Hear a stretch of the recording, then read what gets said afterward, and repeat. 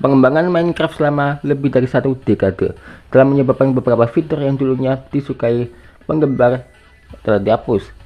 Beberapa memang disengaja, sementara yang lain tidak disengaja diperkenalkan dan kemudian ditangani oleh Mojang. Apapun masanya, penggemar yang telah diberi judul sandbox selama bertahun-tahun sering mengenang kembali beberapa aspek permainan ini dengan penuh rasa kasih sayang. Terlepas dari apa itu disengaja atau tidak, banyak bagian Minecraft telah dihapus atau diperbaiki oleh Mojang, biasanya karena alasan pengembangan. Dan meskipun demikian, beberapa player tetap memainkan versi game yang mereka mainkan untuk menikmati pesonanya atau apa yang mereka tawarkan dari sudut pandang mereka.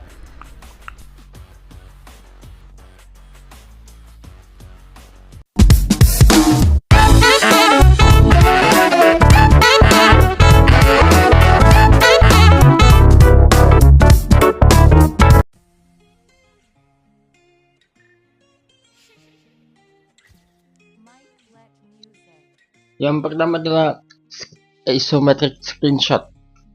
Ya, siapa yang baru tahu? Meskipun merupakan salah satu fitur Minecraft tertua dari era eDev, screenshot isometrik merupakan cara yang keren untuk menangkap dan berbagi dunia dalam game secara visual. Nah, di laptop kalian atau di PC kalian, tekan tombol F7, kalian dapat mengambil screenshot dari seluruh dunia mereka dari perspektif isometrik yang diperbesar. Lengkap dengan bangunan, mob, dan bahkan posisi player tergantung pada lokasi mereka relatif terhadap kamera.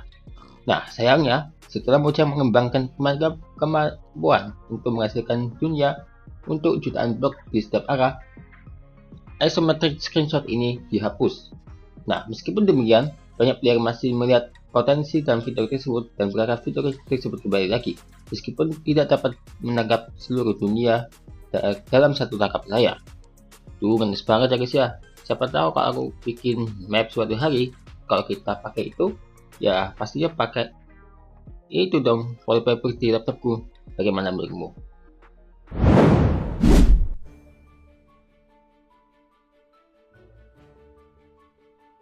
Berikutnya adalah reaktor nether.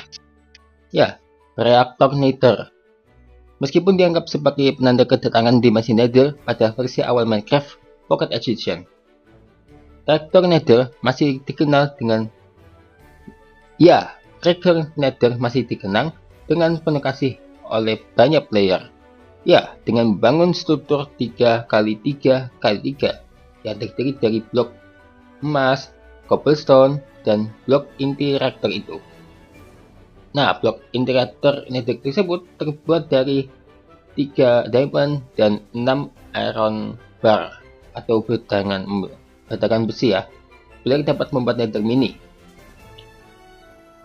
Nah, saat reaktor nether sedang berjalan, sebuah struktur nether spire akan terbentuk di area sekelilingnya, berisi dengan berbagai item yang muncul, yaitu nether quartz, gold dust, tebu, kaktus, biji melon atau labu, dan lain-lain. Ataupun ada juga pigman zombie yang kemudian berganti nama menjadi piglin zombie, juga bisa muncul di dalam menara. Fitur ini sudah dihapus ketika Nether hadir di Pocket Edition, namun beberapa penggemar masih merindukannya. Jadi ada rindu gak nih? Nostalgia banget deh pokoknya. Selanjutnya adalah tipe dunia kostumasi lama.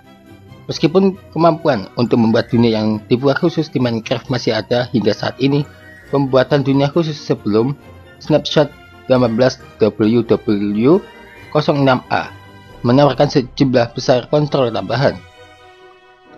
Pemain Minecraft dapat mengatur banyak parameter, termasuk permukaan laut, bioma mana yang spawn, fitur medan, dan struktur, serta bagaimana blok seperti biji muncul di dunia permainan.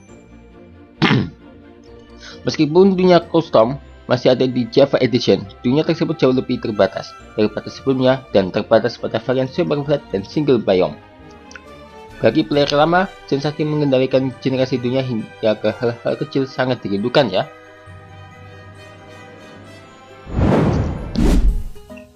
Selanjutnya adalah saddle, tapi yang bisa dibuat sendiri. Itu maksudnya gimana ya? Jangan sampai ketukar dengan item saddle yang terkenal di Minecraft. Saddle kuda muncul sebentar di snapshot 13W 16E sebelum dihapus di snapshot 13W 13A. Meskipun begitu, ada banyak hal yang disukai dari item ini, saddle ini ya. Item ini memungkinkan player untuk menunggang kuda, dapat ditumpuk hingga 32 di slot inventaris. Dan yang terpenting, yang dapat dibuat dengan menggabungkan 5 kulit dan juga 3 batang besi. Meskipun saddle biasa menggantikan saddle kuda sebagai saddle yang paling tepat untuk menunggangi kuda, kelemahan saddle standar masih terlihat. Nah, ini termasuk hanya satu saddle yang pas di slot inventaris dan tidak dapat diperoleh melalui crafting tanpa menggunakan mod ataupun pakai data. Karena alasan inilah banyak player masih lebih menyukai cara Mojang menangani saddle kuda secara khusus. Nah, jadi menurut kamu soal saddle ini gimana ya?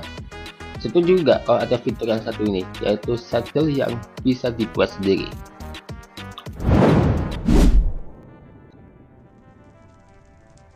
Berikutnya adalah pembuatan peralatan netherrack asli. Nah ini guys,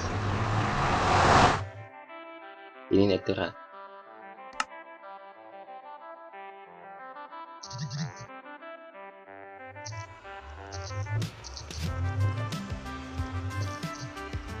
Seperti yang kalian ketahui, Minecraft 1.20 mendapat banyak kritik dan salah satunya terkait dengan cara player memperoleh perlengkapan netherrack.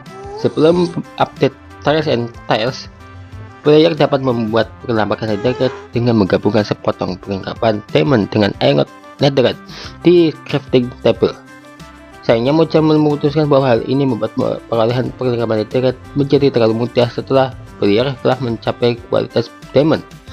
Karena alasan itulah Mojang memperkenalkan template pandai besi netherrack, sebuah item cerahan yang harus dikombinasi dengan perlengkapan diamond dan batang netherrack untuk mulai peningkatan netherrack. Kekuatan perlengkapan netherrack mungkin tidak hilang di Minecraft, tapi cara yang lebih sederhana untuk melakukannya sudah ada, dan para player tidak terlalu suka membutuhkan template pandai besi untuk mendapatkan perlengkapan berperforma tinggi. Jadi tahu-tahu kan? Selanjutnya, apel emas ajaib yang dapat dibuat. Bukan rahasia lagi bahwa apel emas ajaib sangat luar biasa di Minecraft. Ya ini.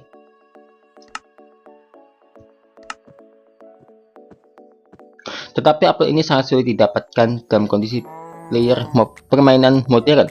Namun hal ini tidak selalu terjadi. Antara snapshot 12W12A dan 15W43C dimungkinkan untuk membuat apel emas ajaib dengan menggabungkan sebuah apel dan 8 blok emas di crafting table. Mojang mungkin menganggap mekanik kerajinan ini terlalu kuat, terutama bagi player yang dapat membuat ladang emas.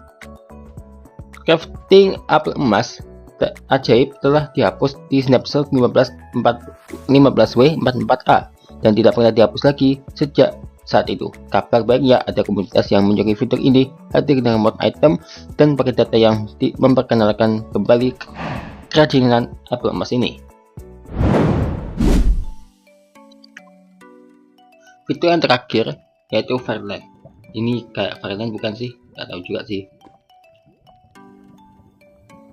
Nah, salah satu fitur yang paling disukai dan menarik di Minecraft yang dikenal sebagai Fireland tak sengaja, meskipun bukan fitur yang direncanakan. Fitur ini akhirnya menjadi produk sambilan dari algoritma pembangkitan noise untuk pembangkitan medan yang mengalami luapan integer.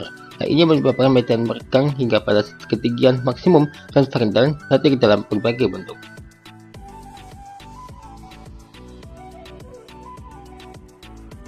Fireland hanya dapat ditemukan sekitar 12,5 juta blok dari dunia spawn, tetapi player senang menemukannya karena medan yang dihasilkan aneh. Beberapa penggemar bahkan menulis cerita penggemar dan membahas teori tentang bagaimana mereka dapat masuk ke dalam cerita rakyat yang hebat dalam permainan ini. Sayangnya Fireland dihapus dalam versi beta 1.8.